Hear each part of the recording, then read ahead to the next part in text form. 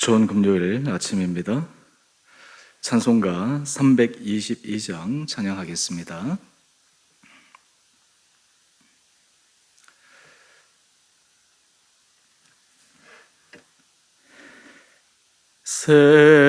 세상의 헛되이 신을 버리고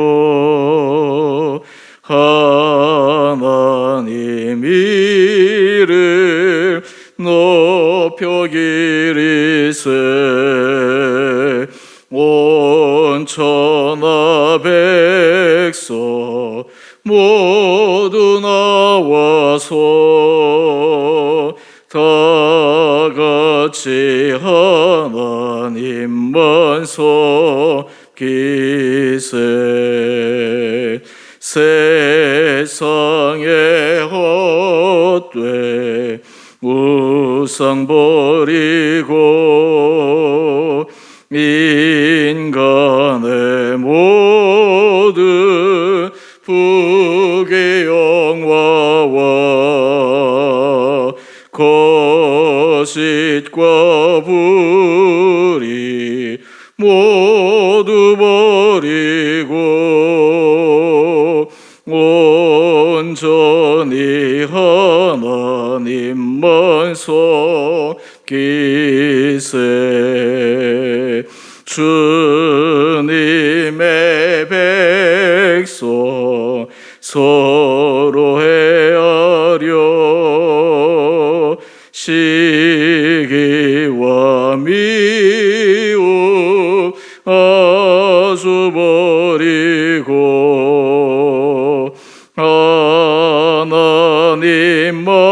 하나님만을 홀로 섬기는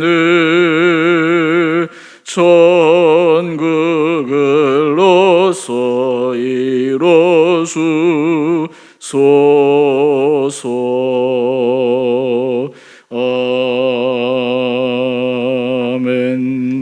아멘. 오늘 말씀 출애굽기 20장 1절에서 17절까지입니다. 오늘 말씀은 십계명 말씀인데요. 오늘 이 말씀 한 절 한 절 자체가 우리들에게 큰 의미로 다가옵니다. 제가 말씀을 읽겠습니다. 하나님의 이 모든 말씀으로 말씀하여 이르시되 나는 너를 애굽 땅 종되었던 집에서 인도하여 낸 내 하나님 여호와니라. 너는 나 외에는 다른 신들을 내게 두지 말라. 너를 위하여 새긴 우상을 만들지 말고 또 위로 하늘에 있는 것이나 아래로 땅에 있는 것이나 땅 아래 물속에 있는 것에 어떤 형상도 만들지 말며 그것들에게 절하지 말며 그것들을 섬기지 말라. 나 내 하나님 여호와는 질투하는 하나님인즉 나를 미워하는 자의 죄를 갚되 아버지로부터 아들에게로 3, 4대까지 이르게 하거니와 나를 사랑하고 내 계명을 지키는 자에게는 1000대까지 은혜를 베푸느니라. 너는 내 하나님 여호와의 이름을 망령되게 부르지 말라. 여호와는 그의 이름을 망령되게 부르는 자를 죄 없다 하지 아니하리라. 안식일을 기억하여 거룩하게 지키라.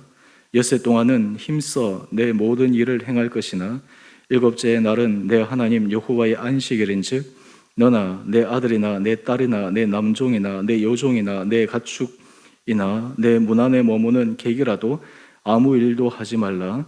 이는 엿새 동안에 나 여호와가 하늘과 땅과 바다와 그 가운데 모든 것을 만들고 일곱째 날에 쉬었음이라. 그러므로 나 여호와가 안식일을 복되게 하여 그 날을 거룩하게 하였느니라. 내 부모를 공경하라. 그리하면 내 하나님 여호와가 내게 준 땅에서 내 생명이 길리라. 살인하지 말라. 간음하지 말라. 도둑질하지 말라. 내 이웃에 대하여 거짓 증거하지 말라. 내 이웃의 집을 탐내지 말라.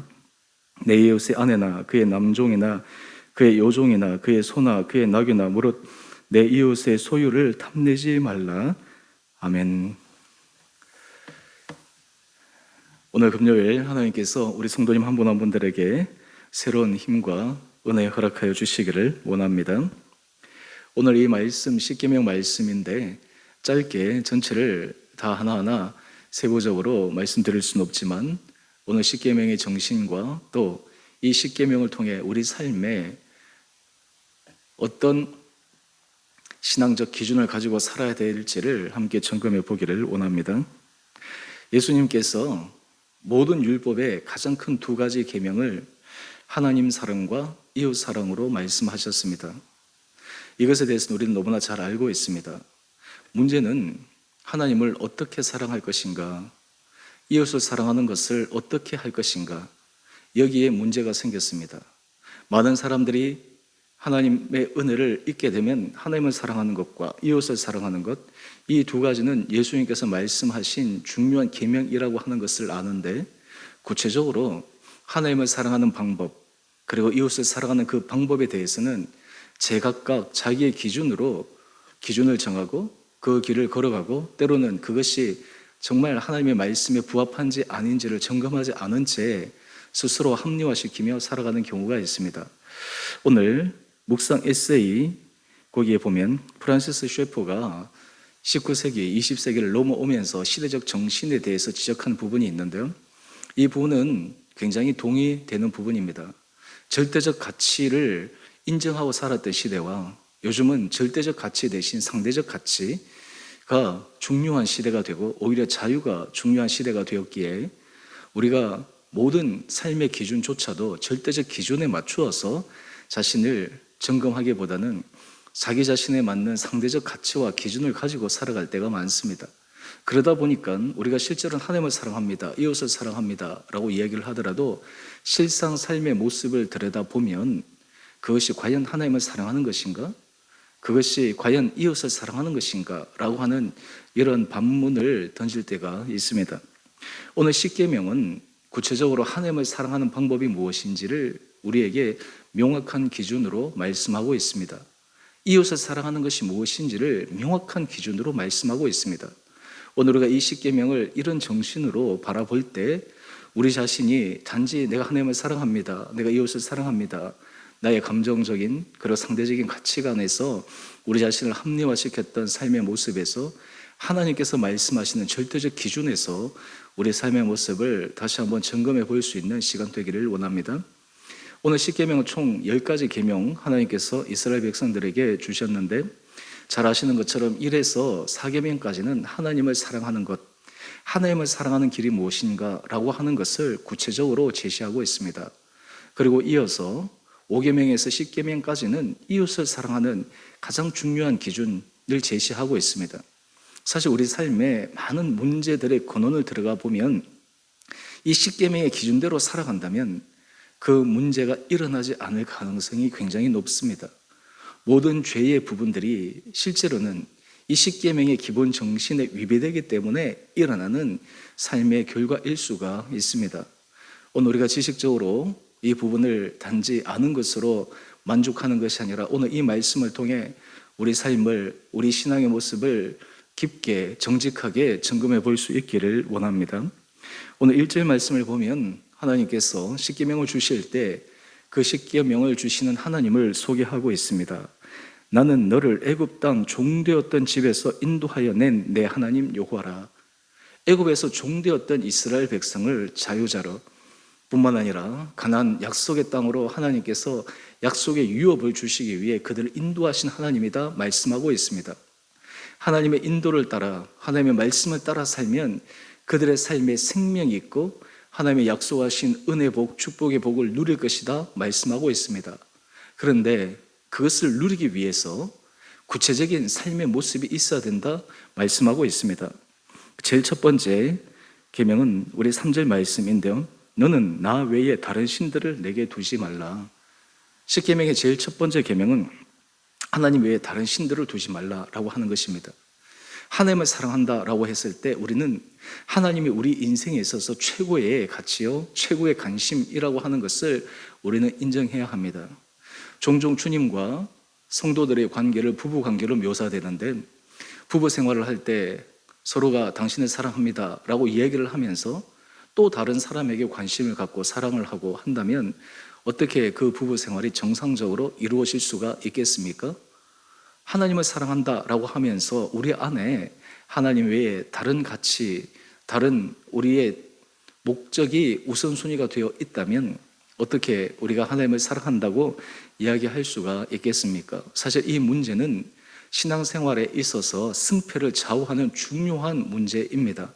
내 안에 하나님만을 온전히 섬기는, 하나님 외에 다른 신을 내 마음에 두지 않는 그러한 삶을 살아가는 것이 하나님을 사랑하는 중요한 방법입니다. 그러기 위해 우리 4절 말씀을 보면 두 번째, 우상을 만들지 말고 이렇게 말씀하고 있습니다. 뿐만 아니라 우리 7절 말씀을 보면 하나님 여호와의 이름을 망령되게 부르지 말라라고 말씀합니다. 여러분, 이 말씀이 우리에게 주는 하나님의 마음을 깨달아야 합니다. 우리는 사실 하나님의 이름을 얼마나 망령되이 부르고 행하고 있습니까? 실제로 하나님의 영광이라고 겉으로 이야기하지만 속으로 들어가면 얼마나 인간의 이기적인 탐심과 탐욕이 그 안에 도사리고 있습니까? 말로나 하나님의 영광이라고 하지만 실제로는 하나님의 영광이 아닙니다. 자기의 이익입니다. 집단의 유익입니다. 하나님 뜻보다는 자신의 뜻을 관철시키기 위해 포장으로 하나님의 영광이라고 하는 단어를 사용할 때가 얼마나 많이 있습니까? 바로 이것이 하나님의 이름을 망령되게 일컫는 것입니다. 세상 가운데서 우리가 하나님을 믿는 사람이라고 하면서 우리 삶의 모습이 하나님을 믿는 사람답게 살아가지 않는다면 그 자체가 하나님의 이름을 망령되이 일컫는 구체적인 삶의 모습입니다. 뿐만 아니라 우리가 하나님을 사랑한다라고 할 때 우리에게는 구체적인 삶의 증거가 있어야 합니다. 8절 말씀입니다. 안식일을 기억하여 거룩하게 지키라. 여러분, 하나님을 사랑한다라고 할 때는 거기에는 우리 삶의 분명한 모습이 있어야 됩니다. 우리의 육체적인, 또 우리의 물질적인, 우리의 시간적인 모습이 있어야 합니다. 이스라엘 백성들에게 안식일을 기억하여 거룩하게 지키라. 안식일을 단지 쉬는 차원, 무조건 놀고 쉬고 일에서 해방되는 것이 아니라 그 날을 구별하여 거룩하게 하나님과의 깊은 교제, 주님과 예배의 자리, 하나님의 은혜를 묵상할 수 있는 시간, 이것이 하나님을 사랑하는 삶의 모습입니다. 여러분, 하나님을 사랑하게 되면 우리는 하나님 앞에 성실하게 예배 자리에 설 수가 있습니다. 이것이 훈련이 되어져야 합니다. 이것이 반복되어져야 합니다. 사실 우리가 어렸을 때만 해도, 여러분도 예전 굉장히 보수적인 신앙에서 살았던 옛날의 모습을 기억해 보면 잘 아실 텐데요. 옛날에는 주일날 돈 쓰는 것도 교회에서 금하고, 심지어 저는 어렸을 때 신발을 사도 그 신발을 신을 때 주일날 제일 먼저 신어야 되고, 옷을 사도 주일날 제일 먼저 입어야 되고, 그만큼 주일을 기준으로 삶을 돌아가는 그런 훈련들을 했는데, 요즘은 우리가 자유로움, 이것이 너무나 중요하다 보니까 주님 앞에 구별되는 그 날조차도 단지 우리의 쉼, 우리의 편안함, 여기에 주력을 맞출 때가 많이 있습니다. 여러분, 이런 삶을 살아간다면 우리가 과연 하나님을 사랑한다라고 이야기할 수 있겠는가라고 하는 질문입니다.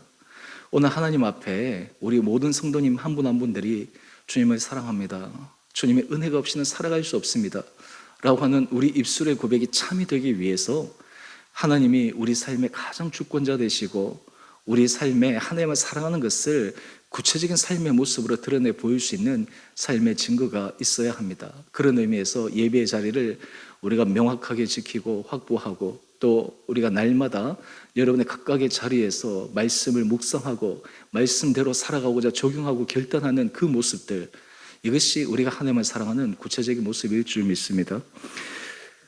또 이어서 우리 5계명부터 하나님께서 이웃 사랑하는 방법에 대해서 말씀해 주시는데, 우리 12절 말씀을 한번 보십시오. 내 부모를 공경하라. 이 부분은 너무나 잘 아는 것입니다. 하나님께서 이 말씀을 통해 여러분의 삶의 관계 속에서 우리가 살아계신 부모님이라면, 또 우리가 자녀를 양육시킬 때 있어서 우리 자녀를 어떻게 양육시켜야 될지를 이 말씀을 통해 우리가 다시 한번 확인해야 합니다. 그 다음 13절 말씀을 한번 보십시오. 살인하지 말라. 이 살인은 육체적 살인만을 의미하겠습니까? 예수님께서 산상수훈에서 이 살인을 마음의 미움, 형제를 욕하는 것, 이것도 살인하는 것이다 라고 말씀하셨는데, 이것조차도 우리 안에 내가 하나님 앞에 이 부분에 대해서 정직한가 라고 하는 것을 끊임없이 바라보아야 합니다. 14절 말씀, 간음하지 말라. 현대에 있어서 이 성적인 문제가 얼마나 심각한 문제입니까? 우리 15절 여덟 번째 계명 도둑질 하지 말라. 우리는 이 도둑질 하지 말라. 모든 사람들이 정직하게 살아가는 것이 삶의 중요한 기준임에도 불구하고 그렇지 못할 때 내만 그런가? 그렇지 다른 사람도 다 그런데 공직사회에서의 타락, 부패 결국에는 그 안에 도둑질의 의미가 있지 않습니까? 우리가 삶의 사회 속에서도 이런 부분들이 얼마나 비일비재하게 일어납니까? 바로 십계명의 정신대로만 살아간다면 투명하고 정직한 우리의 삶과 사회를 만들어낼 수 있으리라 생각합니다. 그 다음 16절 말씀을 한번 보십시오. 내 이웃에 대하여 거짓 증거하지 말라. 이 부분이 얼마나 우리 삶의 주변에서 비일비재하게 일어납니까? 상대방에 대해서 내 마음의 감정을 따라서 덧붙이거나 아니면 빼거나 가감함으로 말미암아 팩트를 왜곡시켜 버립니다. 상대방의 명예를 실추시켜 버립니다. 상대방을 마치 잘못한 사람처럼 만들어 버리는 그 모습, 어린아이들도 이 모습들이 있지 않습니까? 왕따를 시킨다든지 그런 모든 것들 결국에는 사실은 이런 부분들과 함께 연관되어 있습니다. 마지막 10번째 계명 17절 말씀을 한번 보십시오. 내 이웃의 것을 탐내지 말라. 탐심의 마음, 우리가 다른 사람이 잘 될 때 기뻐하고 즐거워하기보다 시기하는 마음이 일어나거나 오히려 그 탐냄으로 말미암아서 많은 문제가 야기되는 것, 사실 이 부분들, 탐심, 이 부분들도 우리 모든 죄악에 있어서의 근본 문제이지 않겠습니까? 오늘 제가 시간이 짧기 때문에 간략하게만 말씀을 드리는데, 그렇다면 하나님께서 하나님을 사랑하는 것과 이웃을 사랑하는 것 구체적인 10가지의 계명을 주셨는데, 그러면 왜 이 계명을 지켜야 합니까? 이 계명을 지키는 것을 단지 도덕적 무거운 무게를 우리에게 짊어지어서 우리도 숨 쉴 수 없는 그런 굴레 속에 살아가기 위함입니까? 그렇지 않습니다. 우리 5절 이하의 말씀을 한번 보십시오. 5절과 6절 말씀은 하나님께서 왜 이 십계명을 이스라엘 백성들에게 명령하시고 또 우리들에게도 지키라고 말씀하시는지 하나님의 약속을 엿볼 수가 있습니다. 하나님께서 말씀하십니다. 나는 질투하는 하나님인즉 나를 미워하는 자의 죄를 갚되 아버지로부터 아들에게로 3, 4대까지 이르게 하거니와. 이 계명을 지키지 않아서 일어나는 삶의 죄의 결과물들, 삶의 어려움들, 이것이 때로는 당대, 그 다음 자녀들, 심지어 3, 4대까지도 이어질 수 있다라고 하는 것을 무섭게 경고하고 있습니다. 그런데 하나님의 방점은 여기에 있지 않습니다. 단지 채찍질로만 이스라엘 백성들로 하나님을 계명을 지키게 하기 위해 재촉하는 것이 아니었습니다. 하나님께서 말씀하시고자 하시는 핵심 포인트는 6절 말씀입니다. 우리 6절 말씀을 한번 보십시오. 나를 사랑하고 내 계명을 지키는 자에게는 1000대까지 은혜를 베푸느니라. 여기서 중요한 것은 계명을 지킬 때 나를 사랑하는, 하나님의 말씀을 존중히 여기고 하나님을 사랑하기 때문에 주의 말씀을 지키고, 하나님을 사랑하기 때문에 주의 계명을 따라가고, 하나님을 사랑하기 때문에 주의 말씀에 순종하는 삶을 살아갈 때 하나님께서 1000대까지 은혜를 베푸신다. 무한대의 하나님의 은혜를 말씀하고 있습니다. 십계명 정신은 우리 모든 성도들이 하나님의 은혜의 자리에 설 수 있는 핵심적 가장 베이직한 원리입니다. 이 원리대로 우리가 삶에서 살아가기로 결단하고 적용하면 우리 가정도 공동체도 교회의 많은 문제들이 해결될 것입니다. 오늘 이 아침 하나님께서 말씀하신 이 십계명, 오늘 여러분의 삶의 자리에서 우리에게 특별히 찔림이 오는 계명, 또 우리에게 도전이 오는 그 계명 앞에 다시 한번 우리 마음을 점검함으로 하나님께서 우리에게 약속하신 그 은혜의 자리에 우리의 삶이, 또 우리의 자녀, 우리 후손의 삶이 아름답게 설 수 있도록 은혜를 구하며 결단하고 돌이키며 회개하는 은혜가 있는 복된 하루 되시기를 주님의 이름으로 축원드립니다. 우리 함께 같이 기도하겠습니다.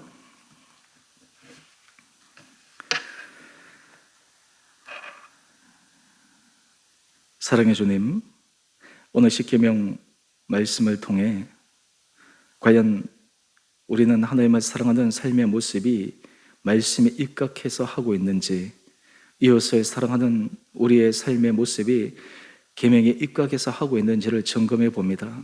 주님, 저희에게 은혜를 도하여 주셔서 말씀대로 살아갈 수 있는 힘을 도하여 주시고 순종할 수 있는 은혜 도하여 주셔서 하나님께서 약속하신 이 계명을 따라 하나님의 은혜 아래 살 때 주께서 주시는 놀라운 은혜 복을 누릴 수 있는 성도들 되게 하여 주옵소서.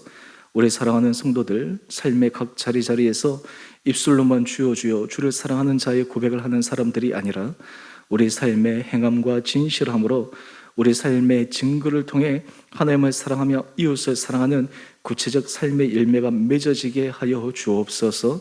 우리 삶의 말씀을 통해 도전을 주실 때 회개하며 돌이키며 끊어낼 수 있는 결단 허락하여 주시고, 우리 안에 하나님께서 감동을 주실 때 그 감동을 따라 온전히 순종할 수 있는 믿음도 허락하여 주옵소서.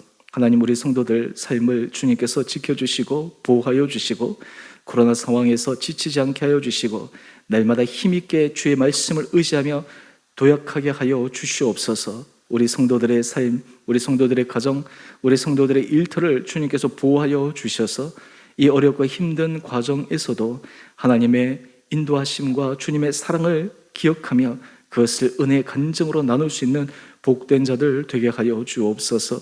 우리 성도들의 몸에 연약한 자들을 주님께서 은혜 도하여 주시고 연약한 부위를 주님께서 친히 어루만져 주시고 회복시켜 주시고 강건케 하여 주시고 우리 모든 생사화복의 주관이 주님께 있다라는 것을 철저하게 고백하며 하나님의 은혜만을 의지하며 가는 성도들 되게 하여 주옵소서. 하나님, 경제적으로 또 자녀의 기도 제목으로 주님 앞에 부르짖는 성도들, 하나님께서 그들 가운데 친히 임재하여 주시고 주 앞에 온전히 마음을 토로하며 하나님의 하실 일을 기대하며 소망 가운데 걸어가게 하여 주시옵소서.